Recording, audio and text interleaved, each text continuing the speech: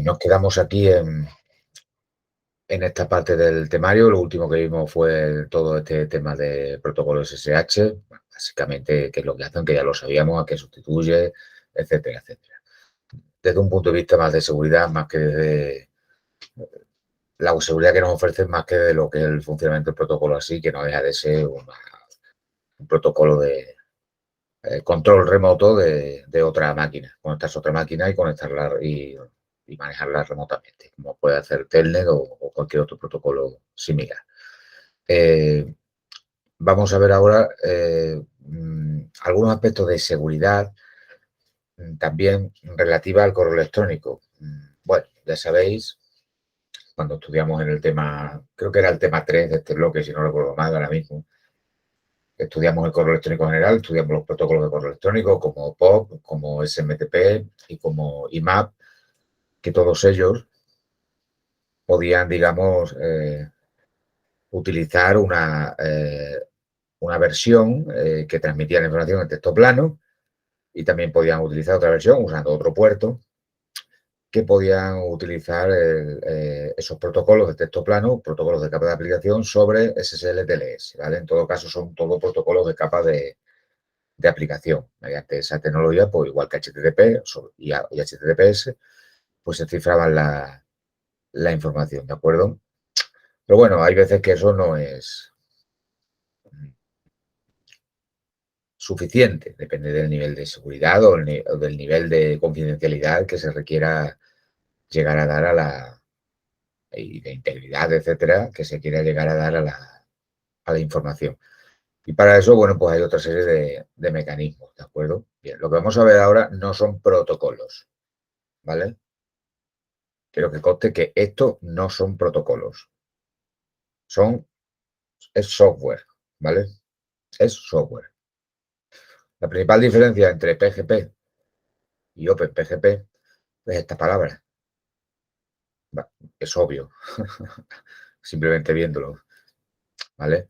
Esto significa abierto, significa que esto es gratuito y esto no, ¿vale? Es una diferencia importante. Esto es un software propio. No, insisto, no son protocolos, ¿eh? Es software. Software que proporciona seguridad adicional a los servicios de correo electrónico. Este es propietario, es decir, hay que pagarlo, y este es libre. ¿Cuál es mejor o es peor? A nosotros nos da igual porque no nos lo van a preguntar, porque eso también es una cuestión de opiniones, ¿vale? Obviamente, bueno, pues probablemente los dos son muy similares porque al final los dos utilizan las mismas técnicas, ¿de acuerdo? Nosotros solo vamos a estudiar características básicas de estas dos aplicaciones. Muy difícil que te pregunten algo concreto de PGP o de OpenPGP. Lo que sí te pueden preguntar es cuál de estos es un software que añade configuración adicional al servicio de correo electrónico, por decirlo de alguna forma. Uno puede ser PGP, otro puede ser OpenPGP, ¿de acuerdo? O decirte que cuál es gratuito, cuál es abierto, etcétera, etcétera, ¿vale? Ese tipo de cosas. De manera vamos a estudiar algunas características pocas porque no necesitan gran cosa, ¿vale? Bien.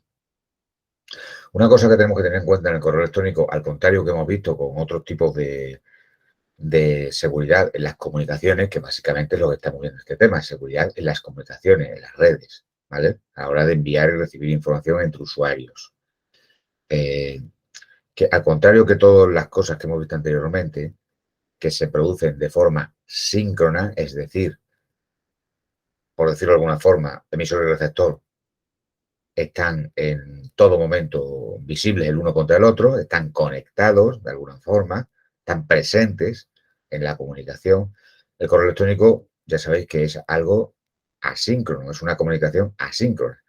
Cuando yo envío un correo electrónico a un receptor, no tiene por qué estar, pues puede estar en el campo, dando un paseo, o en un parque de atracciones, por decir algo, ¿vale? No tiene por qué estar conectado. Era el correo. Yo envío el correo, se guardará en un buzón y él ya lo leerá cuando considere oportuno. Puede ser dentro de media hora, dentro de 4 días. ¿Vale? Eso es importante. ¿De acuerdo? Bien. ¿Qué ocurre con eso? Pues que no hay una negociación de conexión de ningún tipo, como puede pasar en otros. No hay un handshake, hablando en plata, como hemos visto en otros protocolos. Y por lo tanto, no hay un intercambio de claves, como ya hemos visto, como ocurre en el handshake, de forma síncrona, de forma en tiempo real, por decirlo de alguna forma, ¿vale? ¿Qué ocurre? Evidentemente tiene que existir ese intercambio de claves tarde o temprano. Esa forma de negociación para comprobar la seguridad, la integridad, etcétera, etcétera, etcétera, para comprobar que el emisor y el receptor son quienes dicen ser, etcétera, etcétera. ¿De acuerdo? Bien, entonces PGP, o bueno, mejor dicho, todos estos servicios de seguridad basados en correo electrónico tienen que garantizar que independientemente de que la conexión sea asíncrona, ¿vale? Tienen que proveer de un sistema de distribución de claves de forma asíncrona también.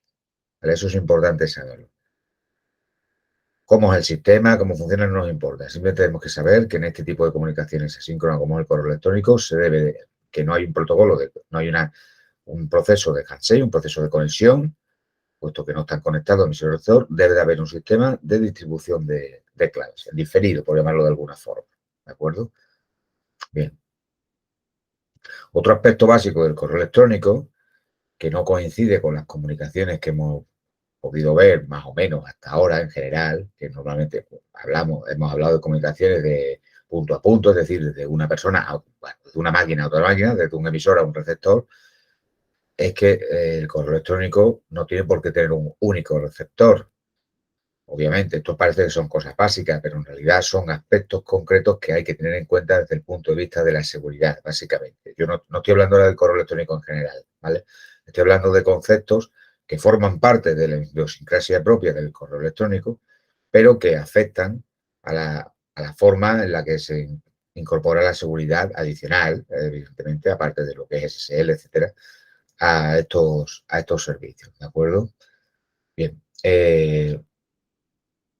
como ya hemos dicho, una funcionalidad propia del correo electrónico es que el emisor puede enviar un mensaje a más de un receptor, no a un único receptor, ¿de acuerdo?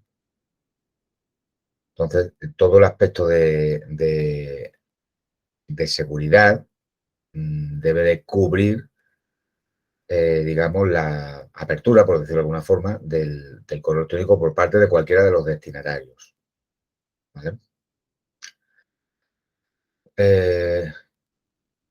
Estos software o estas aplicaciones de seguridad propias del correo electrónico básicamente están destinadas a garantizar dos de los pilares básicos de la seguridad que vimos en su momento. Por un lado, la confidencialidad, es decir, asegurar que el correo electrónico solo pueda ser leído por el destinatario legítimo, que es el que tendrá, por decirlo de una forma, la clave que permita abrir ese correo electrónico.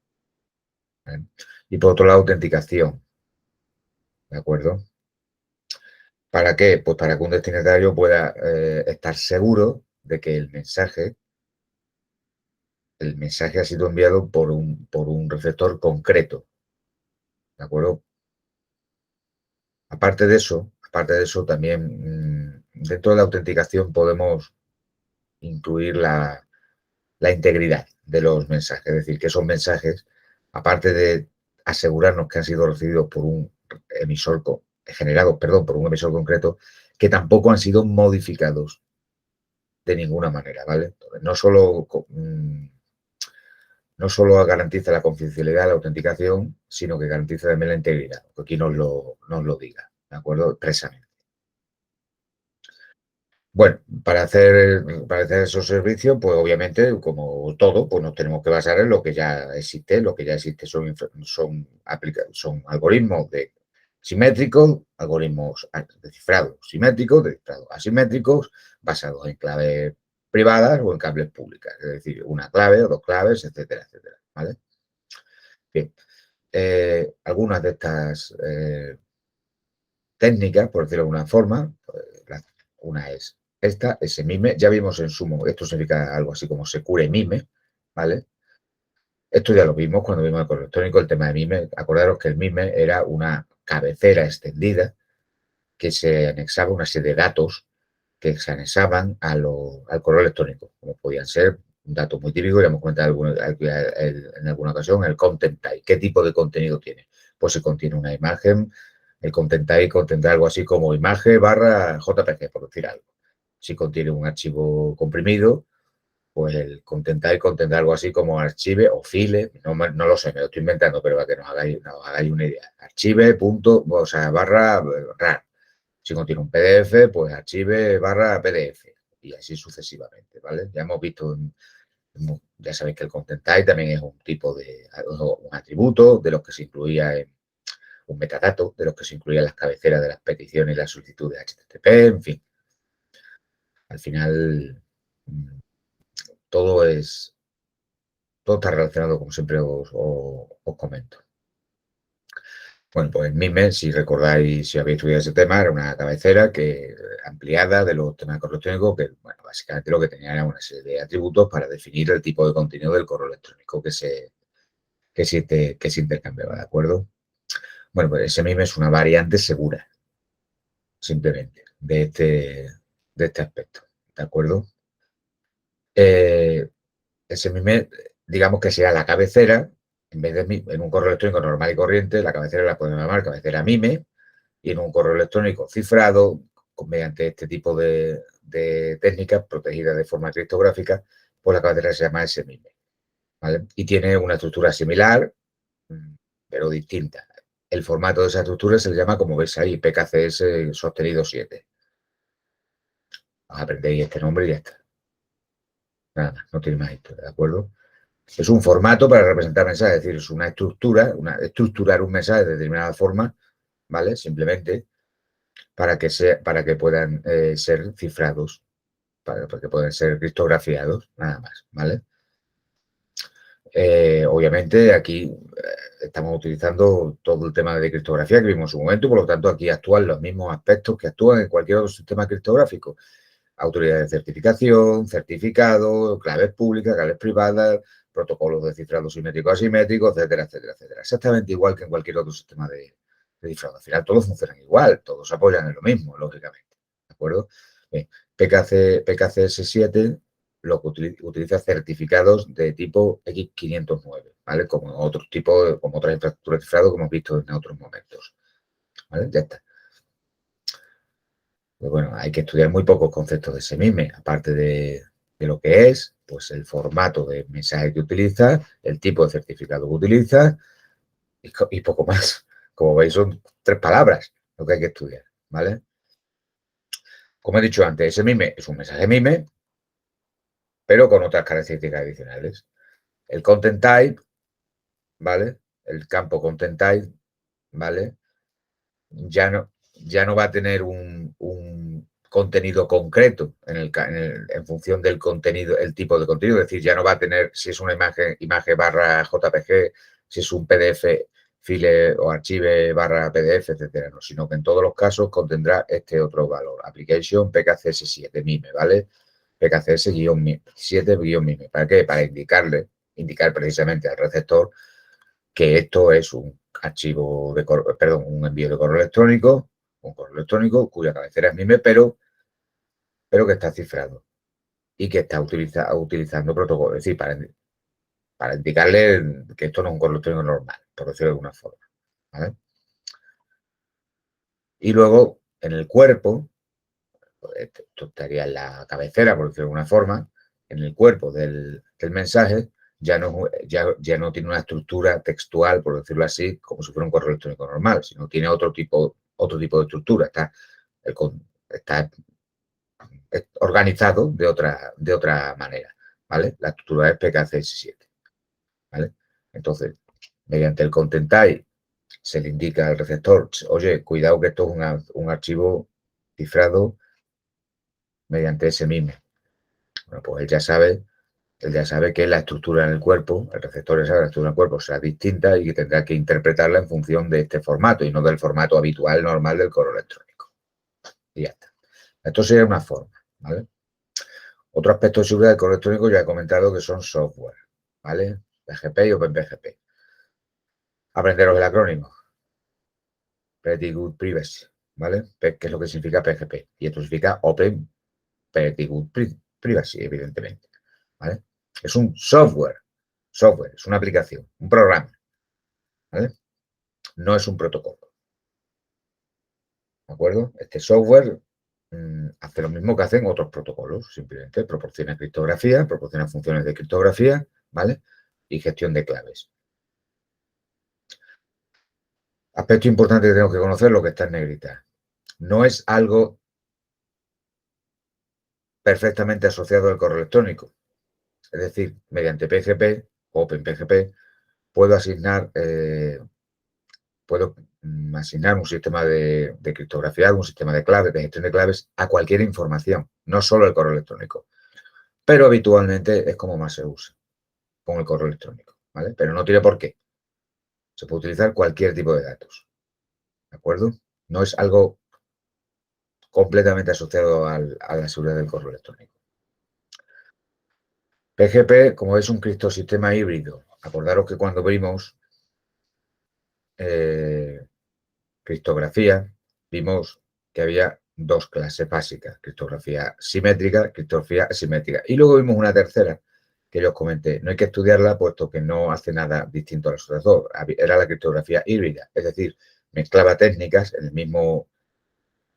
la misma comunicación, por decirlo así, mezclaba técnicas simétricas y técnicas asimétricas. Es decir, no hace nada nuevo, hace las dos cosas al mismo tiempo. Bueno, pues este es un ejemplo de criptografía híbrida. PGP es un criptosistema híbrido, que obviamente combina técnicas de criptografía simétrica y criptografía simétrica, obviamente, dado que es híbrido, ¿vale? Con eso, bueno, pues tiene lo mejor de cada casa, ¿vale? Lo mejor de la parte del cifrado simétrico, que es la velocidad sobre el asimétrico, ¿vale? El cifrado simétrico es más rápido que el simétrico, y esto lo digo de forma general, no ya desde el entorno de PGP, ¿de acuerdo? Pero el otro tiene más facilidad con la distribución de claves. Bueno, pues se queda con ambas características propias como buenas de cada uno de los dos métodos y lo incorpora a ese software, ¿de acuerdo? Bien, aparte de cifrar, cuando utilizamos el software PGP para cifrar lo que sea, insisto, lo que sea, no solo podemos cifrar, sino que además permite comprimir. Cuando comprimimos algo, primero ocupa menos espacio, ¿de acuerdo? Y segundo, añadimos por decirlo de una forma, una especie de capa adicional de seguridad. ¿Por qué? Vamos a ver si os lo explico bien. Si tú utilizas el método cifrado Pepito para cifrar cadenas de caracteres, por ejemplo, claves de usuario, vale, ese algoritmo puede ser buenísimo, puede no tener ninguna vulnerabilidad y además no tiene vuelta atrás, es decir, no hay forma de, una vez cifrado algo, a través de la clave cifrada, reproducir la clave original, que es lo lógico en un sistema de cifrado como Dios manda. Puede funcionar muy bien, pero el algoritmo siempre funciona de la misma manera. El algoritmo tiene unos pasos, el paso 1, 2, 3, 4, 5, 6, 7, y hace esos pasos y obtiene una cosa cifrada. A partir de algo, obtiene algo cifrado. Estupendo. Pero el algoritmo siempre funciona igual. Al funcionar siempre igual, que lo que ocurre, que se pueden detectar patrones. Es decir, la misma cadena de caracteres, por decirlo de alguna forma, puede ser que siempre se cifre igual, siempre obtenga la misma clave cifrada, es lo más lógico. Si yo tengo la cadena de caracteres ABCD y la cifro, obtengo la cadena de caracteres 1, 2, 3, 4, cifrada, ¿vale? Siempre. Y si vuelvo a cifrar ABCD, siempre obtendré 1, 2, 3, 4. A partir de 1, 2, 3, 4 yo no puedo deducir ABCD, ¿vale? Pero si cifro ABCD, siempre puedo obtener 1, 2, 3, 4. Bueno, yo puedo tener subcadenas en un diccionario, por decirlo así, es decir, por ejemplo, la cadena ABCD, la cadena ABC, la cadena ABCDE, y a partir de esa subcadena saber cuál sería la cadena cifrada. Por lo tanto, puedo identificar patrones. Es decir, a ver, tengo esta cadena cifrada de 35 caracteres. Pero mira, dentro de esos 35 caracteres encuentro la cadena 1, 2, 3, 4. Pues ya puedo saber, a lo mejor ya puedo saber, esto es un ejemplo muy tonto, pero para que haga una idea. A lo mejor ya puedo saber que la cadena original, parte de la cadena será ABCD. Y puedo detectar un patrón, ¿vale? Bueno, ya no sé la clave entera, pero ya sé 4 caracteres. ¿Vale? Bien.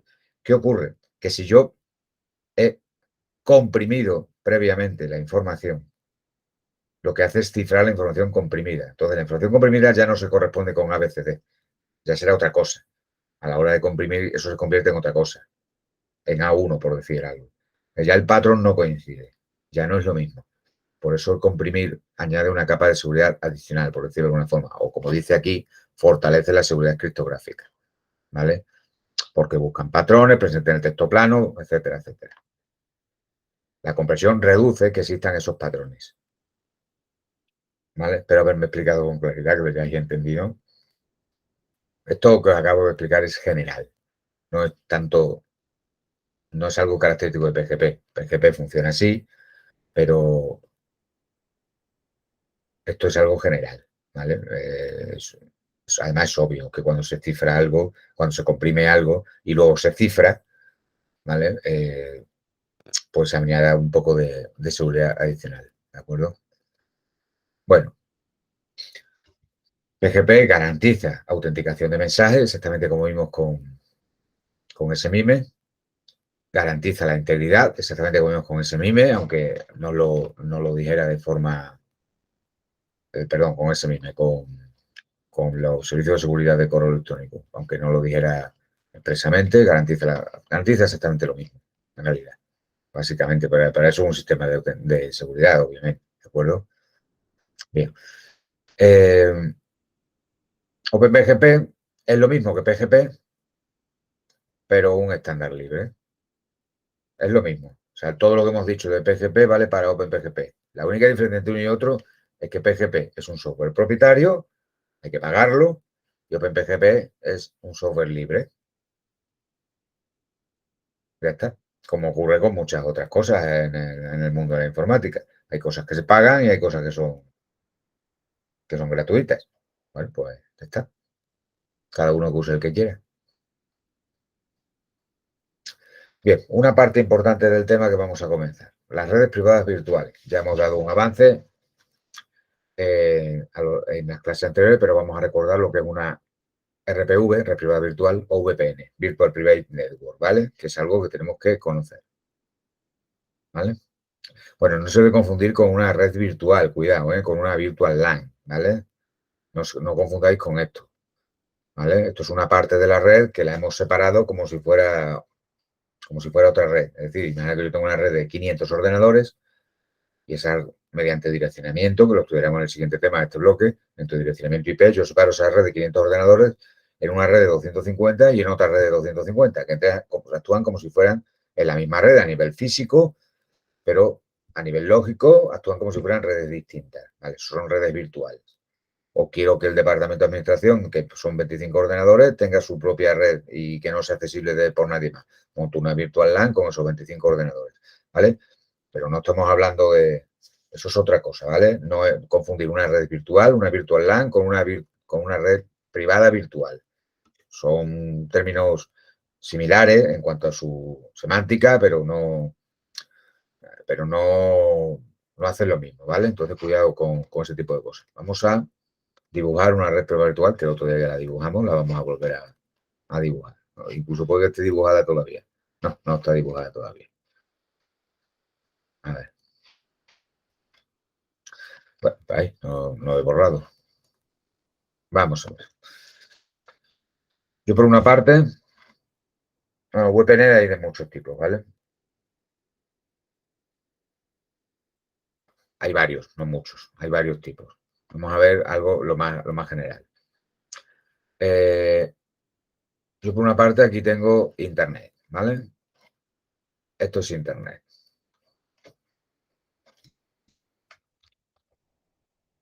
¿De acuerdo? Bien. Tengo una red, ¿vale? Por ejemplo, tengo una red en Barcelona. Tengo una oficina en Barcelona y aquí hay una red de ordenadores, los que sean, 5, 10 o 200.000, me da igual. ¿De acuerdo? Esta red tiene su firewall, su router. Bueno, lo voy a dibujar ya y así luego aprovecho para hacer el... ¿Vale? Esta red, pues tiene aquí, por ejemplo, pues tiene su firewall y esto ya conecta con internet. Misma historia con otra red que tengo, otra oficina que tengo en cualquier otra parte del mundo. Me da igual cual sea. ¿Vale? La distancia aquí no es importante. Misma historia. Tengo mi red de ordenadores en Madrid con el número de ordenadores que sea. ¿Vale? Da igual. Bien. Y exactamente igual, esta otra red pues tiene su firewall, su router o varios firewalls, varios routers, bueno, son lo de menos. ¿Vale? Y conectada a internet. Bien. ¿Qué es una red privada virtual? Resulta que yo quiero que esta oficina y esta oficina no sean dos redes distintas, sino que sean la misma red. Ay, perdón.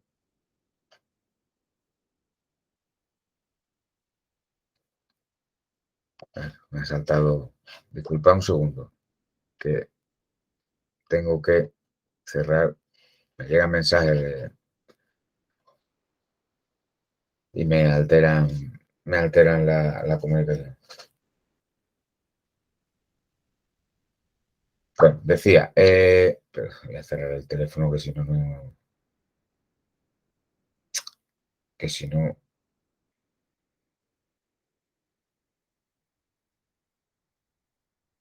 me va a molestar. Vale. Decía, quiero que Madrid y Barcelona sean la misma red. Yo no quiero que sean redes distintas, quiero que sean la misma red. ¿Vale? Obviamente no puedo lanzar un cable físico de Madrid a Barcelona. Bueno, a ver, poder, pero a ver quién paga eso y a ver si me dejan. ¿Vale? Eso es como decir, puedo construir un puente que cruce el Atlántico entre Europa y América. Poder se puede. El problema es quién lo paga. Bueno, pues esto sería más o menos lo mismo, ¿no? Bueno, entonces la solución consiste en un entorno hostil o en un entorno público como es Internet, establecer un canal privado, ¿vale? Entonces yo aquí, en este entorno público de Internet, lo que hago es establecer un canal privado,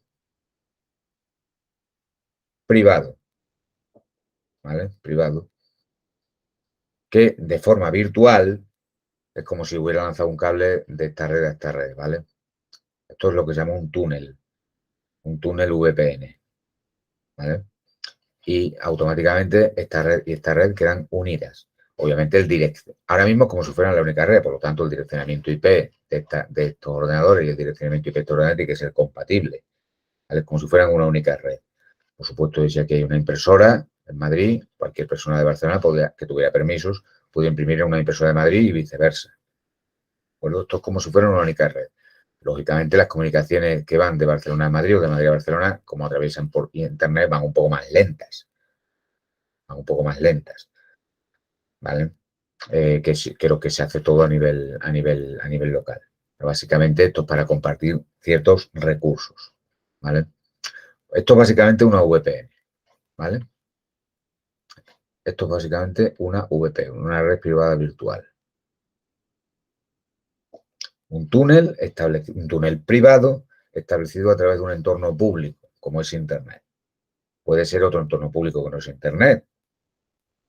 Internet no es la única red que existe en el mundo. No es la más usada, evidentemente, pero en general como definición general, es establecer un túnel privado a través de un entorno público, simplemente, ¿vale? Que une dos redes. Esto sería una VPN por regla general. El concepto básico de VPN, porque luego hay tipos de VPN, ¿vale? Bien.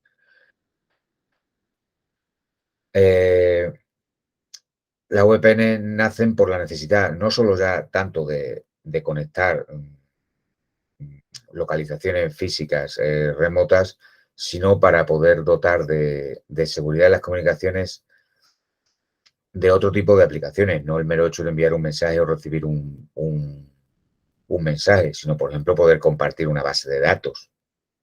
¿De acuerdo? El hecho de que haya aquí una base de datos, un servidor de base de datos SQL, por ejemplo,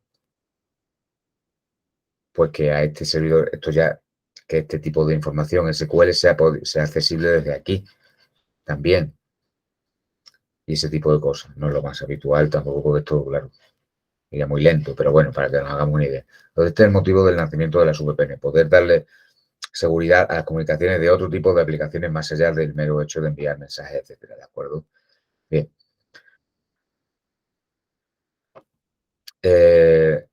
Tenéis que, bueno, aquí tenéis un dibujo de lo que yo es prácticamente lo mismo que yo os acabo de comentar, ¿vale?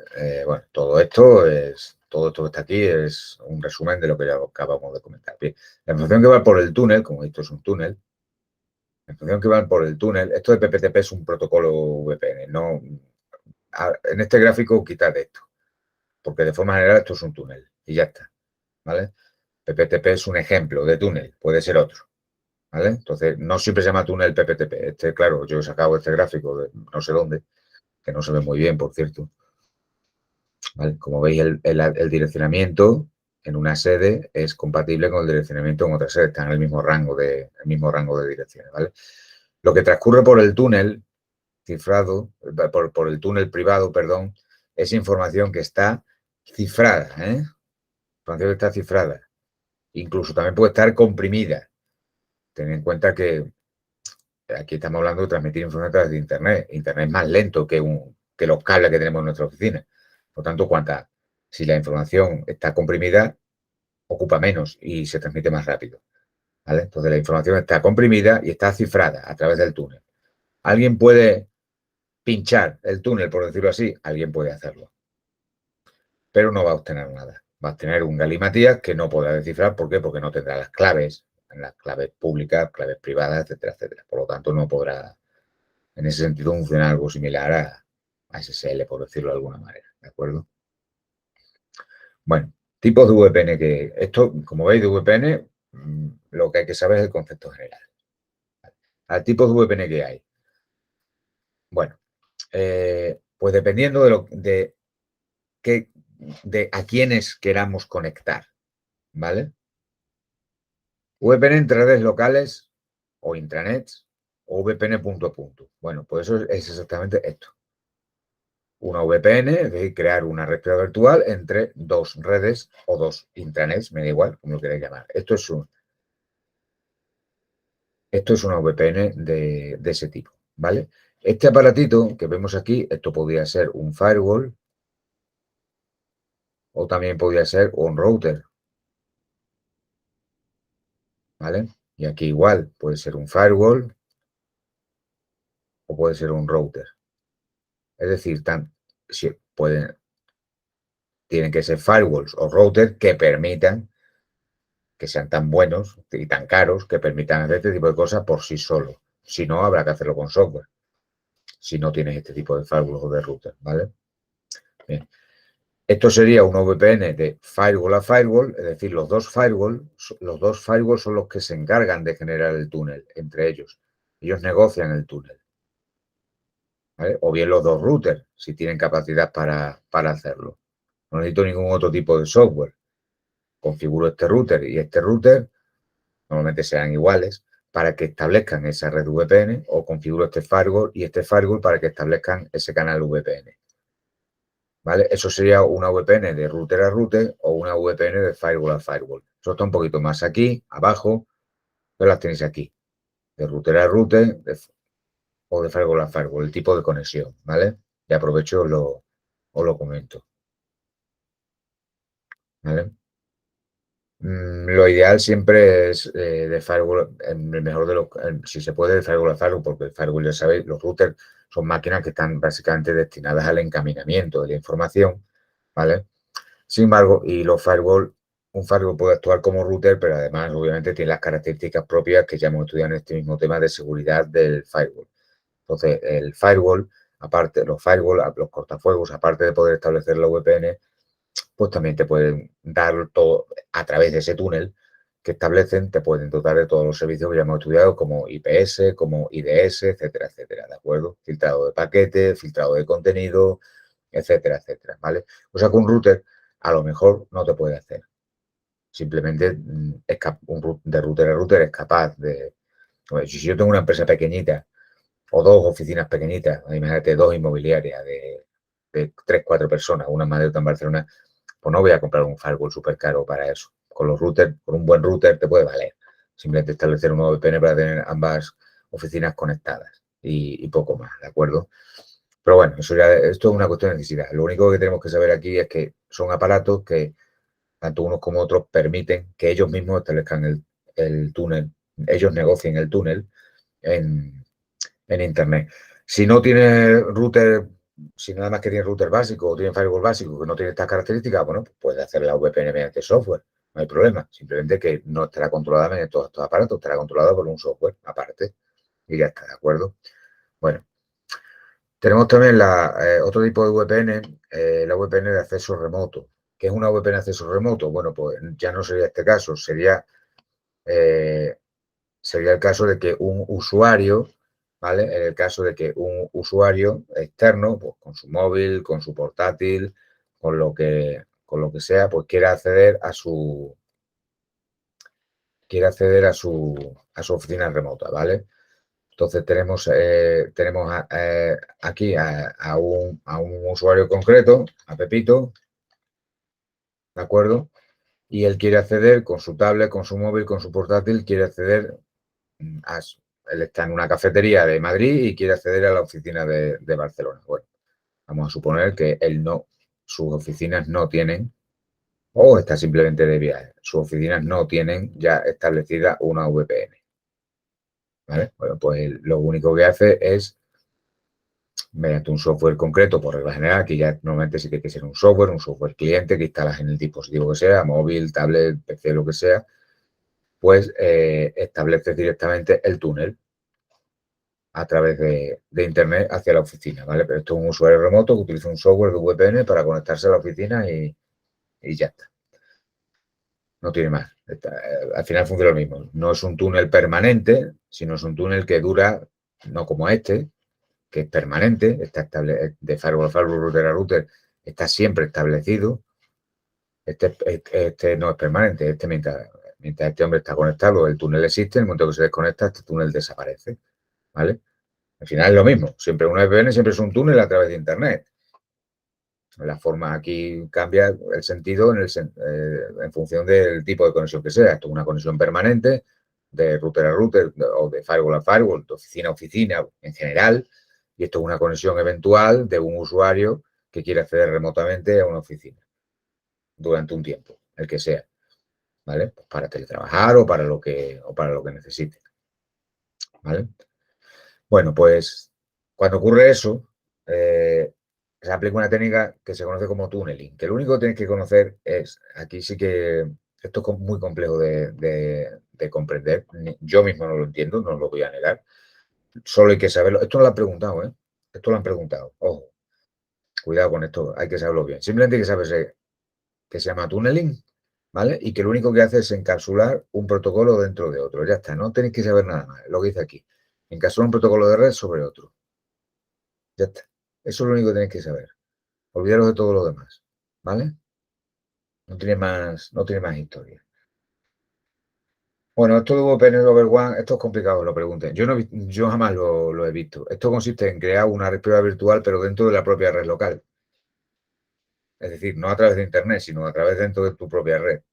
¿De acuerdo? Bueno, sobre todo se hace con la red inalámbrica para dotarle de seguridad adicional a la red inalámbrica. Es decir, que todo lo que vaya por Wi-Fi vaya a través de un túnel, que te construyes dentro de tu propia red, con lo cual ese túnel proporciona cifrado, compresión en las comunicaciones inalámbricas. Pueden ser también las comunicaciones cableadas, pero no es lo habitual, ni mucho menos, ¿vale? Este no es un tipo de... Yo no lo he visto nunca, la verdad. Bueno, una VPN extranet es una red privada virtual que se establece cuando alguien externo a tu oficina quiere acceder. Es algo parecido a la de acceso remoto. Simplemente que la VPN de acceso remoto se entiende que es para alguien que pertenece a tu organización y la VPN de extranet es para alguien que no pertenece a tu organización, un cliente, un proveedor al cual tú le das conexión para darle una serie de servicios. Obviamente la seguridad no será la misma. Tiene que estar mucho más reforzada en el caso de la VPN de extranet, puesto que le estás dando acceso a una persona que no pertenece a tu organización. ¿De acuerdo? Pero al final es lo mismo, es una persona que se conecta desde fuera a tu organización. Bueno, ya hemos visto los tipos de conexión de acceso remoto, que es básicamente lo que se utiliza en la VPN de acceso remoto, ¿vale? VPN de router a router, VPN de firewall a firewall, ya está explicado, ¿de acuerdo? VPN en entornos móviles, es como una conexión de acceso remoto, básicamente. La diferencia es que tú te puedes conectar a tu oficina desde el ordenador de tu casa, por ejemplo, tu portátil. ¿Y qué ocurre? Que tú estás siempre en el mismo sitio. Tú estás en tu casa y estás utilizando la internet de tu casa. La internet de tu casa siempre es la misma. Pero cuando utilizas un teléfono, tú te puedes estar moviendo. Y la señal, por decirlo de una forma, de ese teléfono va cambiando en cuanto a lo que es eh, la antena que te da el servicio, por decirlo de alguna forma. ¿Vale?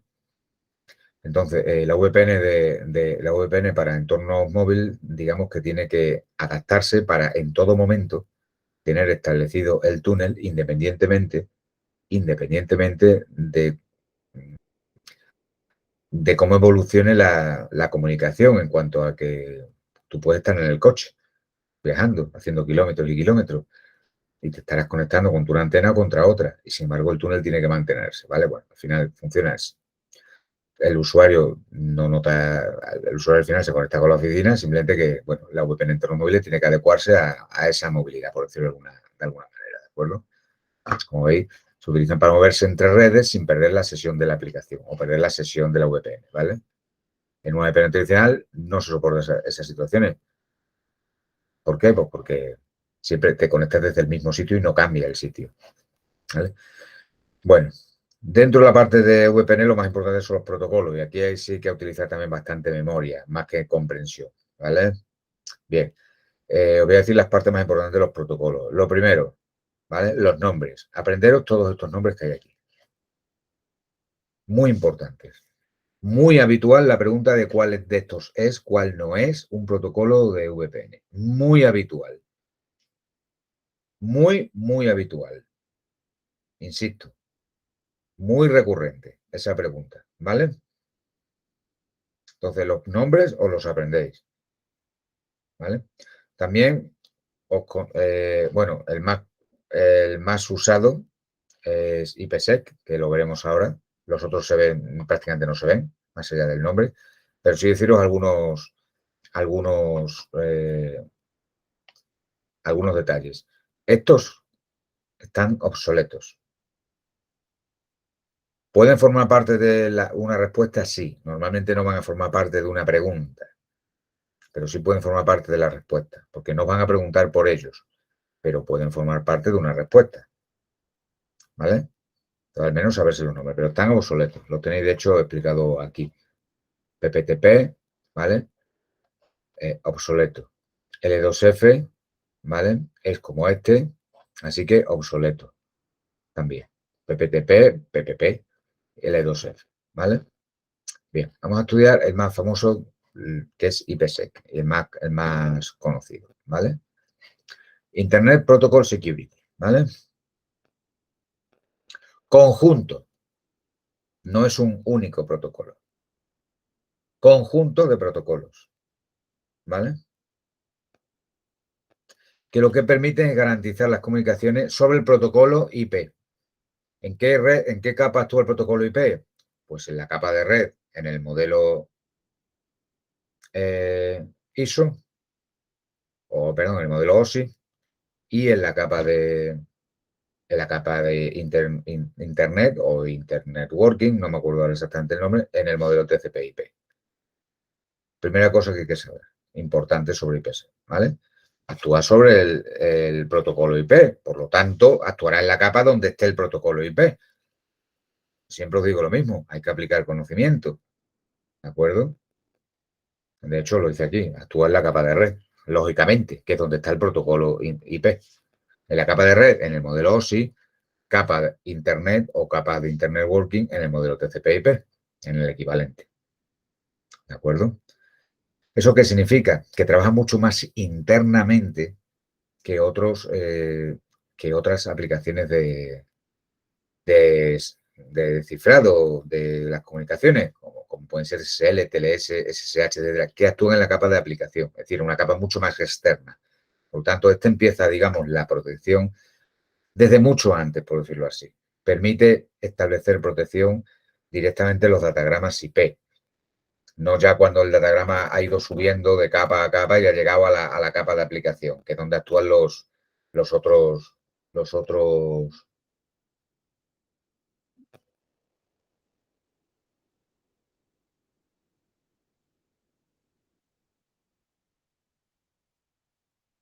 Un segundo, disculpadme, está muy.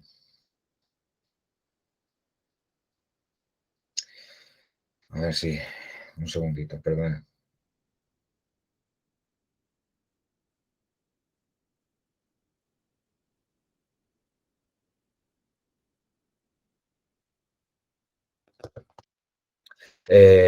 Bien,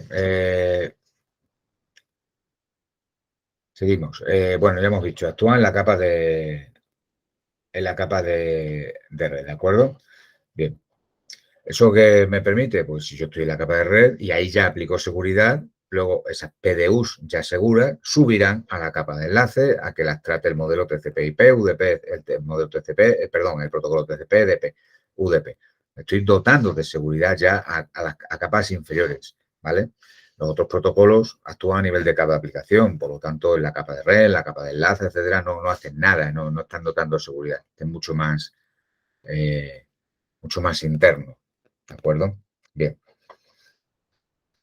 Hay dos formas, tienen dos formas de operar el protocolo IPS, el modo transporte y el modo túnel, ¿vale? Son cosas que tenemos que conocer. Hasta ahora detalles, aparte de su acrónimo, saber que es un conjunto de protocolos, ¿vale? Que actúa sobre el protocolo IP, por lo tanto, capa de red en el modelo OSI, capa de Internet o Internet Working en el modelo TCP/IP, que tiene dos modos de operación, modo transporte y modo túnel. Hoy se resume muy sencillo, son las cosas que tenemos que saber de este protocolo. En el modo transporte, lo único que se cifra es la carga útil, ¿vale? Es decir, los datos. Me explico. Ya sabéis que los datagramas IP tienen una cabecera y luego una parte donde van los datos en sí, la información que se quiere transmitir, ¿vale? Bueno, pues se cifran solo los datos en el modo transporte, nada más. Ya está. Es un cifrado típico cuando existe una comunicación point to point, es decir, punto a punto, entre dos máquinas concretas, dos ordenadores concretos. ¿De acuerdo? Sin embargo, en el modo túnel, se cifra todo. No solo la carga útil, sino también la cabecera. ¿Vale? Datos más cabecera. Ya está, es la única diferencia entre uno y otro.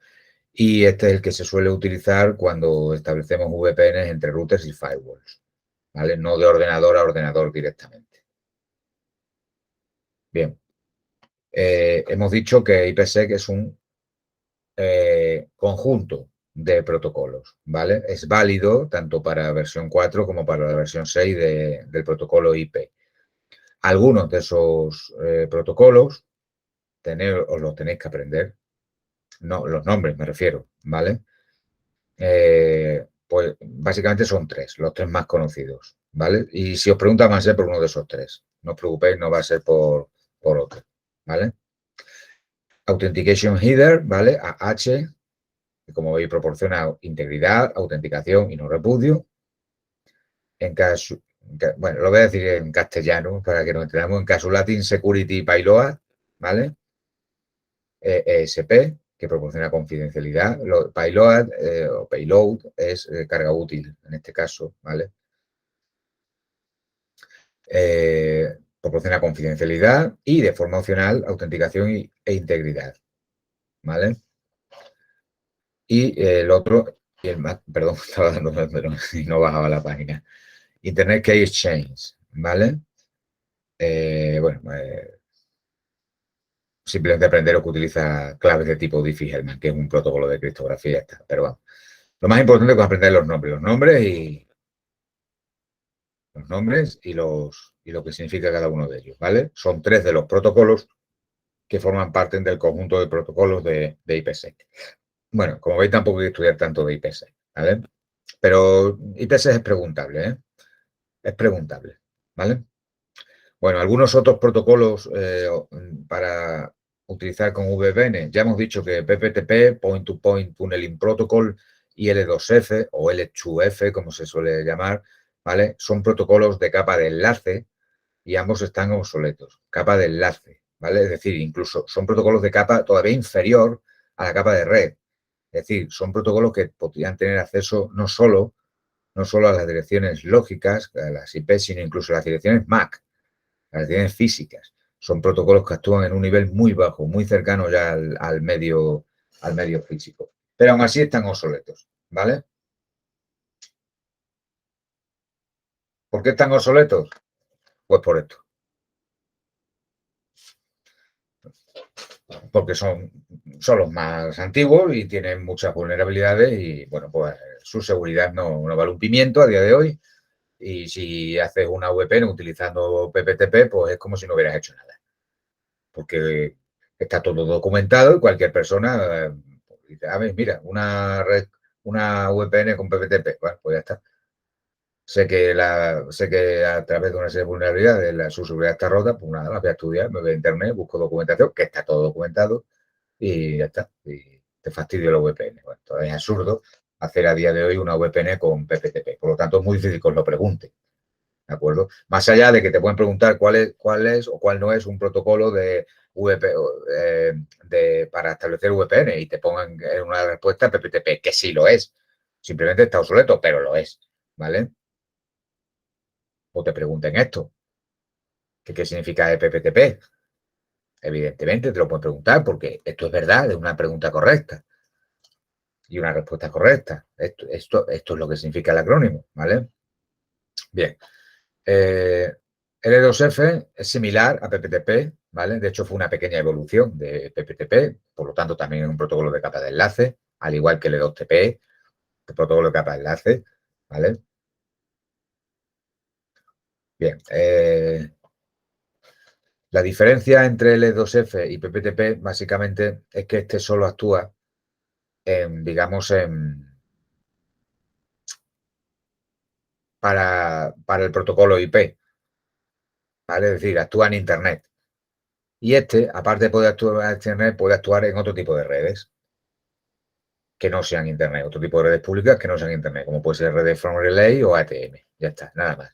Es decir, es independiente del protocolo, ¿vale? En Internet se utiliza el protocolo IP, en redes como From Relay o ATM no se utiliza protocolo IP, se utiliza otro protocolo. Bueno, pues este permite establecer una VPN independientemente del protocolo, ¿vale? Ya está. No depende del protocolo IP, ¿vale? Es la única diferencia entre este y este.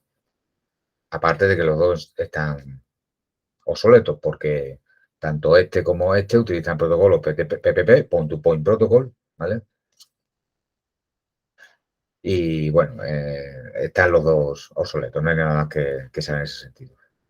Bien, este, que es una evolución obviamente de este anterior, como veis, es heredero de los protocolos PPTP y L2F, creado para corregir las deficiencias de estos dos, a nivel de vulnerabilidades, etcétera, etcétera. Básicamente, el L2TP es un protocolo que evoluciona a estos dos, que también trabaja en la capa de enlace, ¿de acuerdo? Y permite también, obviamente, al ser una evolución de este, también es independiente del protocolo IP, no tiene por qué usar redes IP, sino que puede usar otro tipo de redes, como From Relay, ATM, X25 también, otro tipo de redes, ¿vale? Que no sean Internet, que no sean redes basadas en el protocolo IP, ¿vale? Y luego el más conocido de todos, OpenVPN. Por este también han preguntado en alguna ocasión.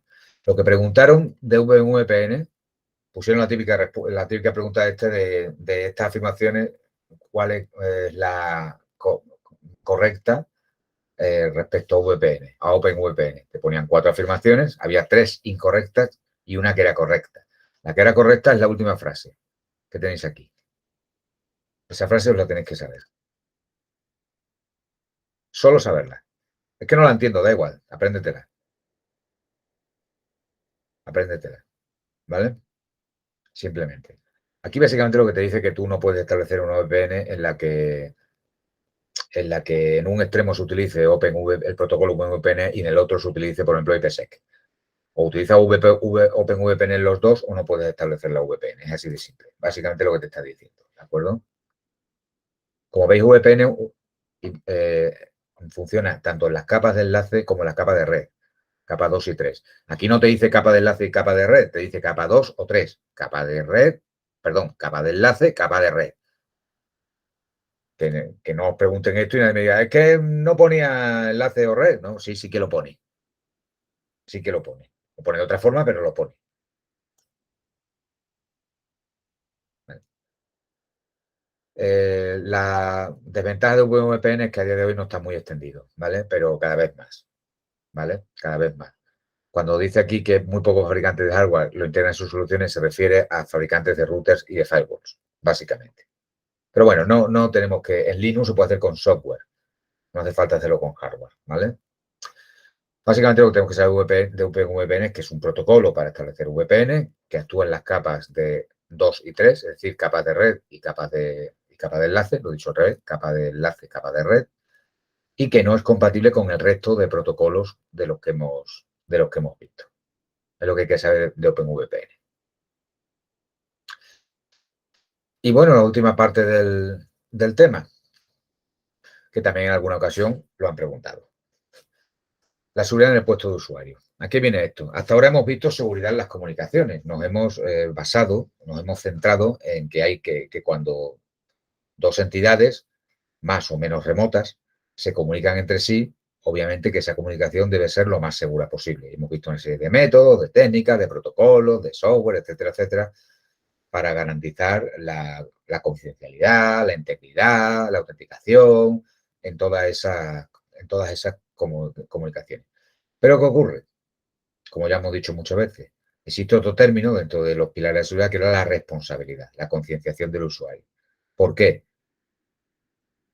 Porque de nada vale que te gastes millones de euros en implantar seguridad si luego viene un tío de tu oficina y mete un pendrive en el ordenador que tiene un troyano que abre una puerta trasera. Te has gastado millones de seguridad y luego ha venido el conserje que se ha traído una película en un pendrive y te ha tirado millones de euros a la basura por un simple gesto, ¿vale? Pues bueno, hay que tener también securizados desde varios puntos de vista que veremos ahora los puestos de usuario, independientemente de, insisto muchas veces, de la formación a nivel de concienciación y responsabilidad que deben de tener los usuarios.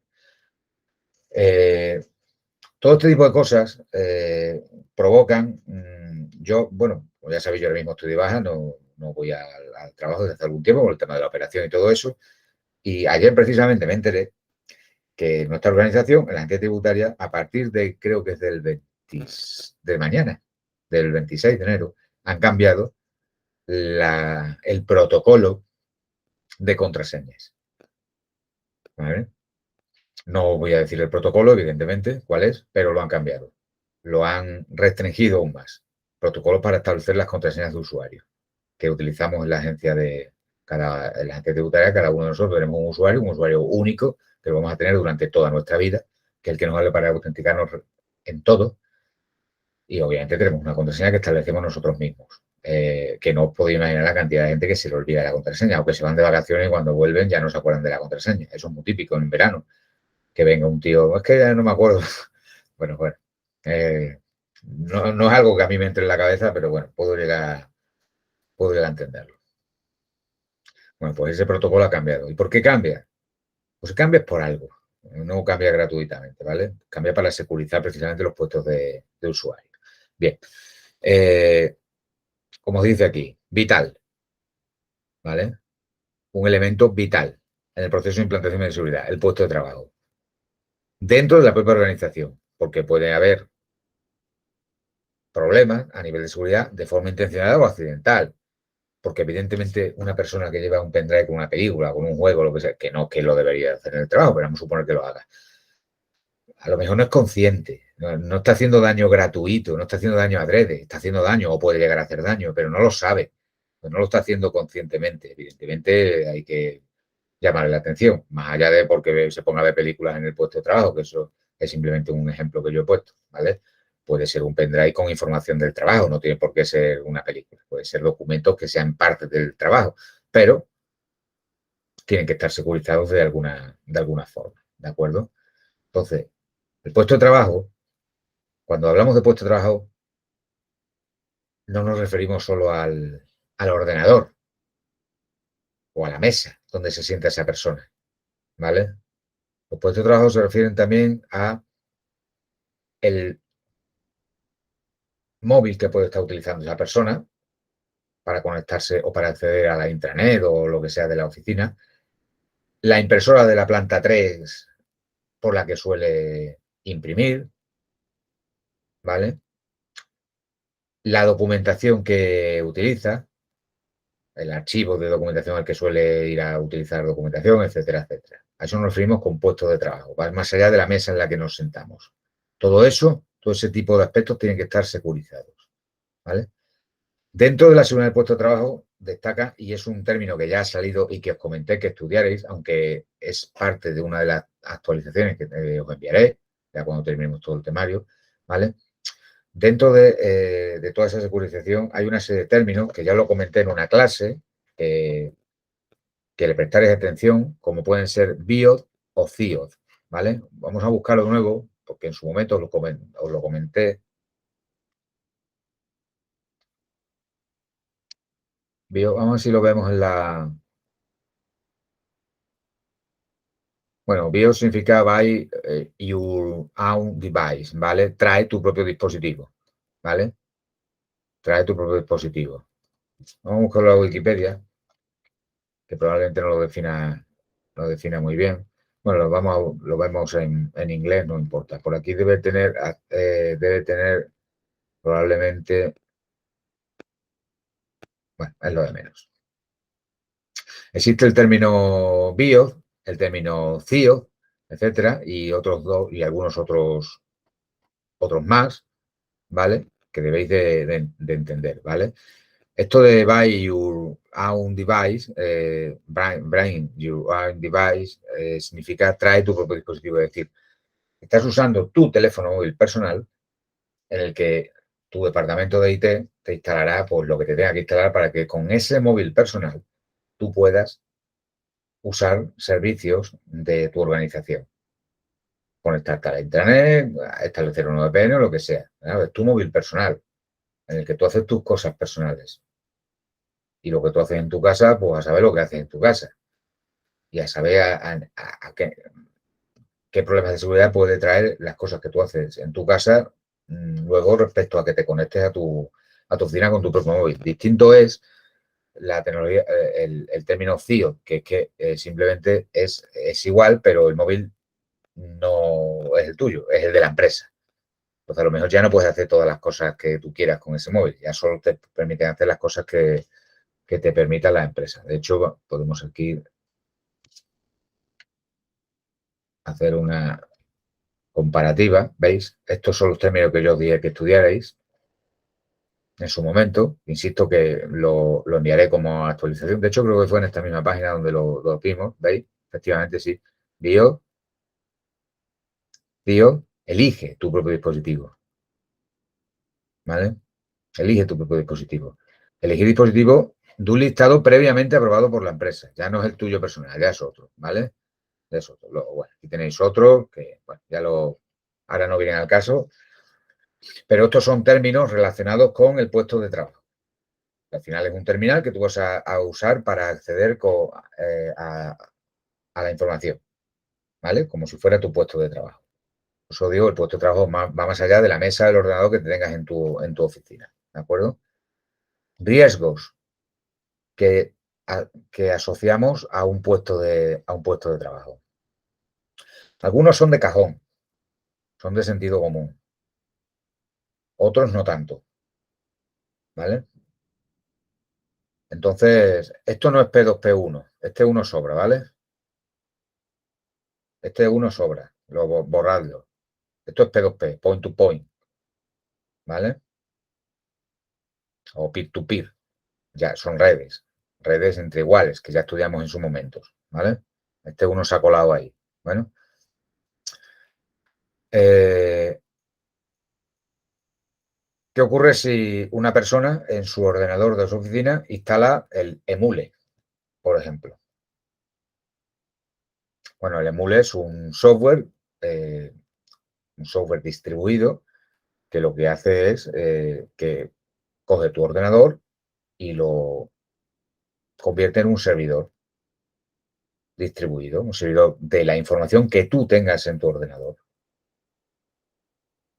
Tú decides lo que compartes, ¿vale? Pues quiero compartir esta carpeta donde yo tengo películas, donde tengo juegos, donde tengo música, donde tengo documentación, donde tengo PDF, etcétera, etcétera. Bueno, ¿vale?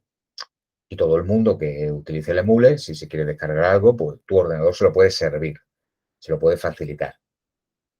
Convierte tu ordenador en un servidor. Obviamente no se debe hacer en un entorno corporativo, instalar el Emule o algo similar, me da igual. Puede ser el Emule, puede ser cualquier otra aplicación. He puesto el Emule porque, bueno, es algo conocido, ¿vale? Lo que no puede ser es que convierta, que por mucha seguridad que tenga tu organización, de repente tú decidas compartir tu ordenador para el resto de los millones de usuarios que hay en el mundo. Que sí, que le dices que solo esta información, pero de momento ya estás abriendo un canal, por decirlo de alguna forma, ¿de acuerdo? Bueno, entonces no se debe de instalar una aplicación que genere una red peer-to-peer, una red entre iguales, en un puesto de usuario. Cosas que no se deben de hacer, detener o anular, desinstalar el antivirus corporativo. ¿Por qué? Es que el antivirus me saca muchos mensajes, es que el antivirus no me deja instalar no sé qué, es que de vez en cuando me dice que tengo que hacer un análisis periódico de la unidad C y tarda 25 minutos y me va al centro del ordenador, me molesta. Es que me han enviado un correo electrónico con un fichero no sé qué y el antivirus no me lo corta. Entonces, bueno, detengo el antivirus o lo desinstalo. Normalmente no te van a dejar desinstalarlo, no vas a tener permiso, pero vamos a suponer que tu administrador de seguridad no es tan bueno trabajando y se le ha olvidado quitarte los permisos. Bueno, no se debe de hacer, ¿vale? Detener el antivirus. Bueno, luego ejemplo, tirar documentación, ¿vale? Tirar documentación, como ahí os pongo un ejemplo, por ejemplo, de un currículum vitae. Puede ser un currículum vitae, puede ser cualquier otro tipo de documentación. Y vas y lo tiras a la basura. Para empezar, no solo es algo de sentido común, sino que te puedes meter en un jaleo importante, ¿vale? Porque los currículum vitae, al igual que otros muchos tipos de información, como puede ser, yo que sé, un expediente médico, tú no puedes tirar un expediente médico a la basura, así como así. Es información que está protegida por la ley, ¿vale? Protección de datos personales.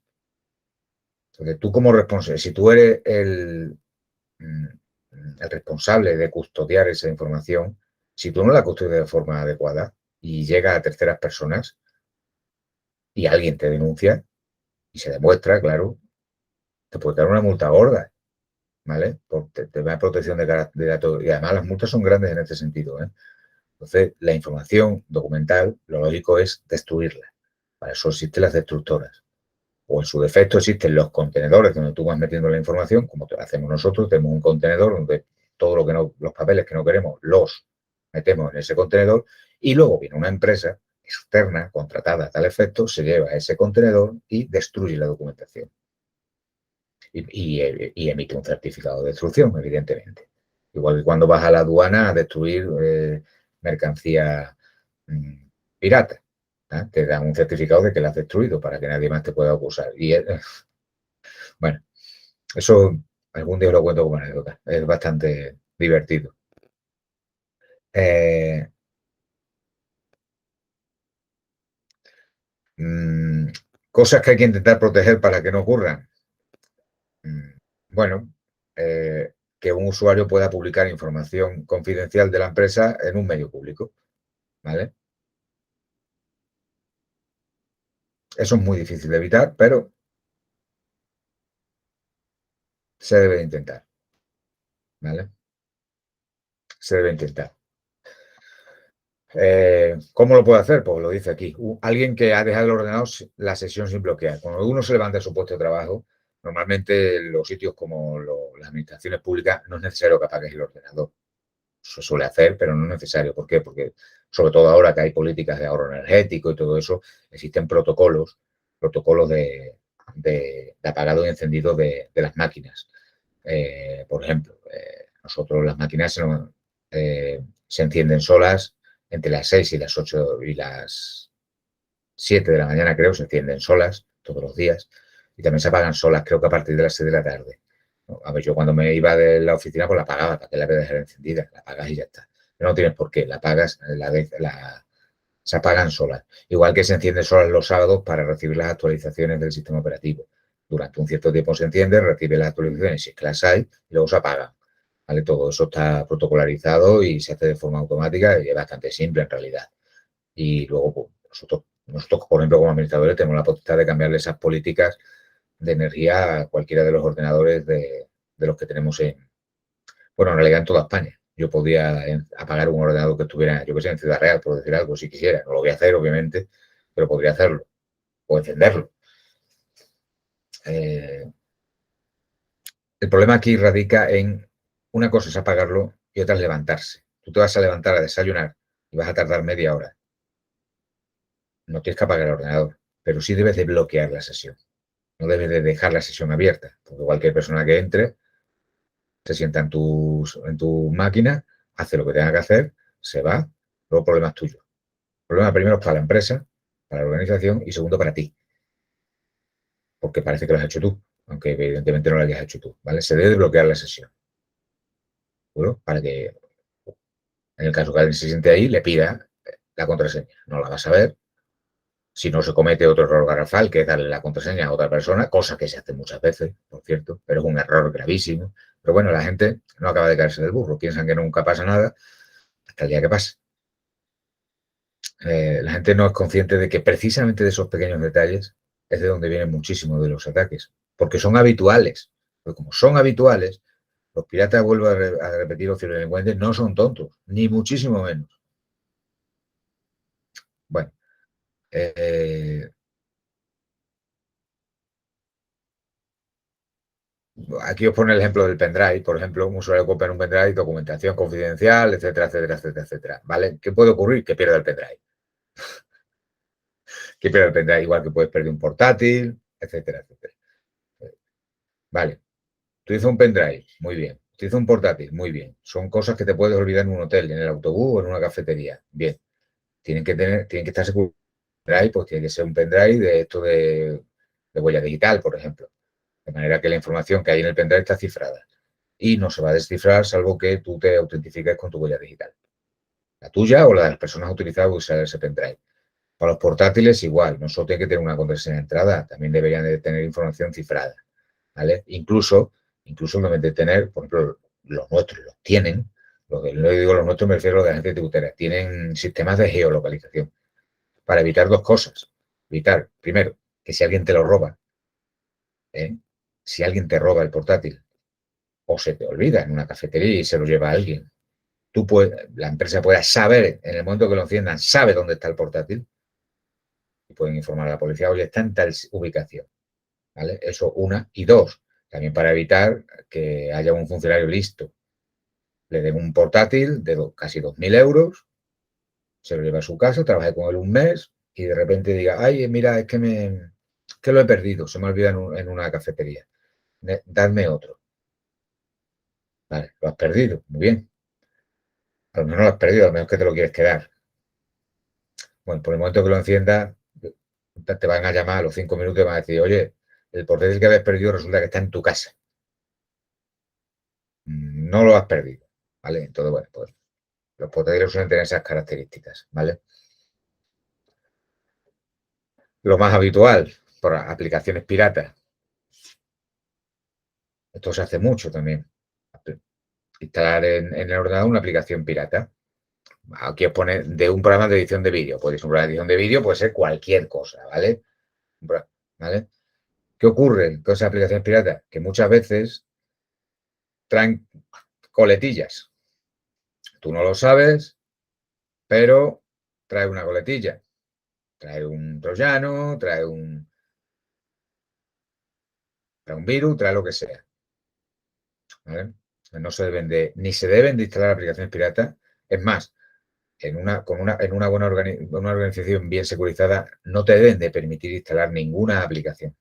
Si necesitas algo, lo pides y ya te lo instalará alguien. Acordaros del principio del mínimo privilegio, ¿vale? Te doy los privilegios suficientes para que hagas tu trabajo diario. Si necesitas algo más, me lo pides, pero no te voy a dar más privilegios de los que estrictamente necesarios. O sea, para mí es la mejor política que existe. ¿Tú necesitas instalar una aplicación para editar vídeo? Por decir algo. ¿Necesitas instalar el AutoCAD? Vale. ¿Necesitas instalar no sé qué? Vale, me lo dices. Consultaré con tu responsable o con quien haya que consultar si se debe instalar o no y en el caso afirmativo yo te lo instalo. Y por supuesto no se instala una versión pirata. Eso no se puede hacer en una organización pública. ¿Vale? Bueno, resulta que tu organización no te da un ordenador para teletrabajar, sino que utilizas el tuyo, como es nuestro caso, que en mi caso yo utilizo mi ordenador para teletrabajar. En nuestro caso da un poco igual porque utilizamos escritorios remotos. Entonces, pues, da un poco igual. Nosotros no hay trasiego de información entre mi casa y la organización. Simplemente veo el dibujo del escritorio y ya está. ¿Vale? Pero tú puedes establecer una VPN, por ejemplo, con tu móvil, con tu portátil, contra tu organización y puede haber trasiego de información. Te traes información, envías información, documentación o lo que sea, de tu ordenador a la organización, de la organización a tu ordenador. Bueno, llegan los reyes y te regalan otro portátil. Tu mujer te regala un portátil mucho mejor que el que tienes ahora. Ah, pues el viejo lo vendo. Vale, véndelo, pero bórralo, pero bórralo, ¿vale? Porque a lo mejor te lo está comprando alguien que tú piensas que es un simple comprador y a lo mejor tiene otras intenciones. O quiere tener otras intenciones. Voy a comprarle el portátil a este tío a ver qué puedo sacar. Vosotros podéis pensar, este ha visto muchas películas. Bueno, pues en realidad sí, puede que haya visto muchas películas, pero vuelvo a repetir, estos son los pequeños detalles que ocurren muy habitualmente, que la gente, voy a decir la gente normal, los que no prestan atención a estos detalles, ni siquiera se molestan en pensarlos, pero los piratas informáticos sí lo piensan. Insisto, las cosas pasan, las cosas no ocurren casi nunca, hasta el día que ocurren. Bueno, y un montón de cosas. Vamos a ver un PDF que os envié, una checklist que os envié, que resume muy bien la seguridad del puesto de trabajo. Yo me lo leería, porque por estas cosas han preguntado cuál no es una medida para implantar en un puesto de trabajo, o cuál de estas medidas es correcta o cuál es incorrecta. Por ejemplo, te dicen, ¿cuál de estas medidas es correcta? Te ponen tres tonterías y una de ellas es deshabilitar por defecto los puertos USB. Bueno, pues es una medida que es correcta. Aquí tenéis la protección del puesto de trabajo. Yo me estudiaría las medidas, es decir, me estudiaría lo que viene en rojo, porque evidentemente lo que viene en gris es la explicación, que es bastante obvia. Antivirus actualizado y activo. Pues no desactivar el antivirus y tenerlo actualizado, ¿vale? Pero básicamente la actualización del sistema operativo, deshabilitar por defecto los puertos USB. Esto, en nuestro ordenador de la agencia tributaria, los puertos USB están todos deshabilitados. Todos. Absolutamente todos los puertos de los PCs están deshabilitados, no se pueden usar. Política de mesas limpias, que es una política de mesa limpia, que no dejes. Bueno, esto no lo cumple nadie. Esto no lo cumple nadie, pero nadie en ningún sitio. Yo, y presumo de ello, yo personalmente presumo de ello, puede ser de las pocas personas que lo cumplen, pero no lo cumplo, no lo cumplo por una cuestión de seguridad, lo cumplo porque a mí me estresa tener la mesa llena de papeles. Me gusta mucho la organización y me gustan los ambientes limpios, ¿vale? Me estresa muchísimo tener la mesa llena de cosas. Pero eso es una cuestión personal mía. Ahora, no os podéis ni imaginar la cantidad de gente que tiene la mesa llena de pilas de papeles, pero la tiene llena de pilas de papeles durante 20 años, tiene la misma pila de papeles y jamás los usa. Y siempre los tiene ahí. Jamás lo entenderé eso, pero bueno, hay gente que trabaja así. Le queda el espacio mínimo justo para el teclado, vamos, básicamente, y para el monitor, básicamente. Bueno, esto es lo que consiste en que no dejes información en las mesas, porque, claro, yo estoy en la agencia tributaria, imaginaros la información tan confidencial que se puede llegar a manejar en una agencia tributaria, por ejemplo, o en un ministerio de justicia, o en una consejería de sanidad, por decir algo, yo qué sé. Bueno, en general en cualquier sitio, ¿vale? Se puede llegar a tener información muy confidencial encima de la mesa. Oye, y tú te levantas de la mesa y, oye, que te vengo a configurar la impresora. Ah, pues entonces me voy a desayunar. Y dejas ahí al tío con toda la información encima de la mesa. Bueno, pues eso es lo más normal, lo más habitual. A mí, la verdad es que a mí yo estoy acostumbrado y me da exactamente igual la información que haya. Me da igual. Me limito a hacer mi trabajo y ya está. Pero no se debe hacer. Y no es que no se debe hacer por una cuestión de pulcritud o de organización. No, no se debe hacer desde un punto de vista de la seguridad, de lo que estamos hablando aquí. ¿Vale? No abandonar documentación sensible en impresoras. Mucha gente manda algo a imprimir, y ya luego lo recojo. Y se puede pasar 3 horas la información ahí, en los papeles en la impresora, que eso está al alcance de cualquiera. Pero cuando digo imprimir, me refiero a imprimir desde un correo electrónico a imprimir un expediente sancionador a la empresa no sé qué, de no sé cuánto. O sea que, o una sentencia condenatoria de alguien, yo qué sé. Son datos muy confidenciales. No se pueden exponer de esa manera. Bueno, no vamos a seguir con ejemplos. Lo que insisto es que os aprendáis la parte roja, ¿vale? Esta parte roja, este PDF es un resumen de todo lo que tenemos aquí a continuación, ¿vale? De medidas de seguridad, de carácter organizativo, ¿vale? Medidas de carácter organizativo. Pertenencia a política de seguridad interna, ¿vale? Pues mantener la confidencialidad de la información de manera indefinida, ¿vale? Notificar cualquier incidente que exista. Forma parte de la responsabilidad de los usuarios. Es decir, si de repente tu antivirus salta con una alerta y solo te salta a ti y a nadie más, no digas, uy, yo no digo nada, no vaya a ser que yo haya metido la pata. No, al revés, tienes que informar de ello, porque puede ser algo, un ataque concreto a tu ordenador. Porque sí, porque se han elegido tu ordenador o porque al azar ha caído ahí. Hay que informar de ello. Igual que debes de informar de llamadas sospechosas, de correos electrónicos que no esperes, y, en fin, de que has perdido un archivo sin querer. Hay gente que se calla. Yo no digo nada, igual me echan la bronca. No, coño, hay que decirlo, no pasa nada. Si todos nos equivocamos. Yo también he borrado información sin querer, sin darme cuenta. ¿Sabes? No pasa nada, hay que decirlo. Bueno, pues la gente no lo dice, evidentemente. Todo esto está muy bien. Esto que os estoy explicando, para estudiar de cara a la oposición. Esto no lo hace nadie después. Nadie lo cumple. Bueno, cada uno es como es. ¿Vale? Yo mismo no las cumplo todas, no voy a presumir tampoco. El tema de la mesa no lo hago desde un punto de seguridad, lo hago desde un punto de vista de organización, pero por una cuestión personal mía, no porque me importe dejar información en la mesa, no lo cumplo. Igual que lo de mandar a imprimir la impresora, es que la impresora me queda muy lejos. Entonces hay veces que manda cosas a imprimir y digo, luego cuando vaya a desayunar ya los cojo. O cuando venga a desayunar ya los cojo los papeles, yo lo he hecho. O sea, no lo voy a negar y la mayoría de la gente lo hace. Pero bueno, también yo soy más consciente y sé hasta dónde puedo llegar, por decirlo de alguna forma. Porque yo sí soy consciente de estas cosas.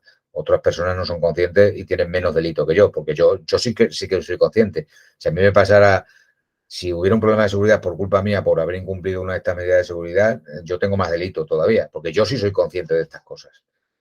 ¿Vale? Bloquear la sesión, importante, si te levantas del sitio, ¿vale? No publicar o compartir las contraseñas con terceros, ¿vale? Tener cuidado con el tema del almacenamiento online, de las nubes, tipo Dropbox, etcétera, etcétera. Cuidado que tienen cierto peligro. No usar o usar medios de almacenamiento extraíble cifrado, como pueden ser discos duros, como pueden ser USBs, etcétera, etcétera, ¿vale? O en su defecto deshabilitar los puertos USB, ¿vale? No alterar la configuración ni el tema de instalación de los equipos, ¿vale? Guardar la documentación, política de mesa limpia, no dejarla a la vista. Destruir la documentación mediante mecanismos seguros. Esto nosotros sí lo cumplimos, a rajatabla, a rajatabla, ¿vale? A rajatabla. Estas son medidas organizativas. Luego, medidas de carácter técnico, ¿vale? Medidas de carácter técnico, política de contraseñas robusta. Un mínimo de caracteres, cambiarla cada 3 meses, que contengan letras, que contengan caracteres especiales, no sé qué, que no se pueda utilizar ninguna de las 10 últimas contraseñas que has usado y cosas así de ese tipo. Política de contraseñas robusta, ¿vale? Antivirus, obligatorio, actualizado, activo, etcétera, etcétera, etcétera. Que no sea posible actualizar, desactivar el antivirus por el usuario final. Actualización del antivirus y de los sistemas operativos. Voy un poco más rápido porque en realidad todo esto es lo mismo que viene en el PDF, exactamente igual. ¿Vale? Cuidado, utilizar usuarios genéricos, usuarios que valen para todo el mundo. Bueno, eso hay que limitarlo, eliminarlo en su defecto. ¿Vale? Ten en cuenta que hay máquinas que pueden ser compartidas. Entonces puede que en esas máquinas compartidas igual no entres con tu usuario habitual, sino que con un usuario genérico de esa máquina. Puede ser, ¿no? Puede ser o no. Puede ser que entres con el tuyo, pero bueno. O usuarios de redes de invitados y cosas así de ese tipo. Bueno, hay que tener limitada esa utilización, ¿vale? Ten en cuenta que cuando se usan usuarios genéricos por varias personas, no se sabe quién ha hecho el qué, ¿vale? Si entras con tu usuario, sabemos que has sido tú, pero si yo entro con el usuario Pepito en esta máquina y mañana viene otra persona y usa esa máquina y también usa el usuario Pepito, ¿quién de los dos ha metido la pata? El usuario es el usuario. Bloqueo de sesión, ya lo hemos comentado, ¿vale? En el momento que te levantas, restringir los puertos USB, adquirir estructura de documentación, esto es muy importante. Adquirir estructura o contratar un servicio de destrucción, como tenemos nosotros, ¿vale? Limitar la navegación, esto lo hacen los firewalls mediante el filtrado de contenidos, ¿vale? Controlar, prohibir, garantizar, gestionar, configurar el acceso remoto hacia la propia organización. Nosotros lo hacemos, por ejemplo, con certificados públicos.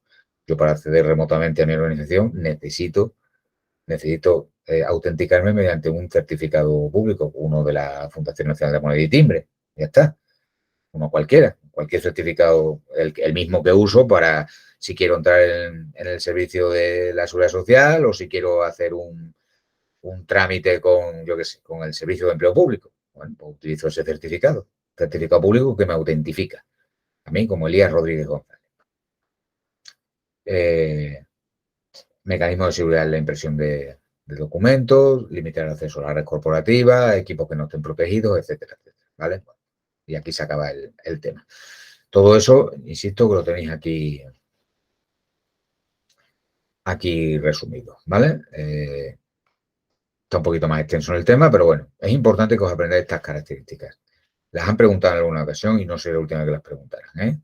Esta parte de la red de trabajo tenéis que prestarle cierta atención. Bien es cierto que no es la parte más importante del tema, quizás la parte más importante del tema sea sobre todo el tema de VPNs, protocolos, etcétera, VPNs, también la parte de firewall, los distintos servicios, tipos de firewall que hay, etcétera, etcétera, qué es un filtrado de contenido, qué es un IDS, qué es un IPS, etcétera, etcétera. Probablemente sean las partes más importantes de todo este tema, ¿vale? No obstante, hay que analizarlo entero, ¿vale? El tema es relativamente sencillo de estudiar, pero se resume muy bien.